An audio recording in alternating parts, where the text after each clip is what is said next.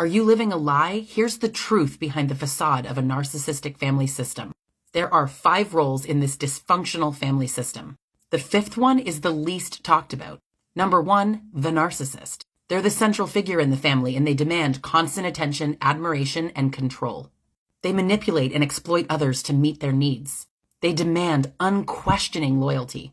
They demand blind loyalty from their family members. The next member is the golden child.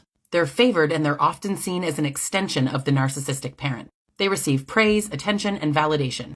But they are expected to fulfill the parent's expectations. They serve as a source of supply. Sometimes it can create a sense of entitlement and superiority over the other sibling. But sometimes the golden child will actually hate the role that they're in, and they can struggle to meet these expectations. Next, we have the scapegoat. Generally, they're the target of blame, criticism, and emotional abuse. Not only are they responsible for the family's problems, they're the outlet for the narcissistic parent's frustrations. The scapegoat might even be the truth teller in the family. They might challenge the narcissist's control. Scapegoats generally grow up to have low self-esteem and difficulty trusting others. They internalize the negative messages that they received, and they carry those into other relationships. Next, we have the lost child.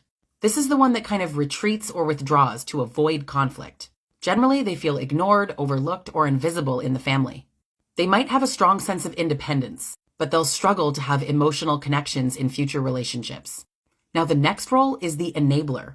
We hear all the time about the enablers outside of the family, but who's the enabler in the family?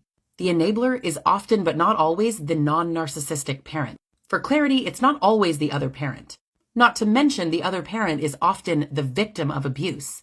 I'm not entirely comfortable calling a victim of abuse an enabler, but comment your thoughts.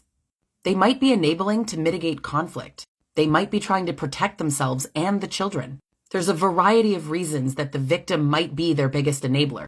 So I don't want to use that label to cast judgment on why victims stay, don't leave, or enable. It's obviously a complex and challenging situation. Whomever fills the role of enabler, they often struggle with guilt and helplessness. It's emotionally exhausting to be in that role.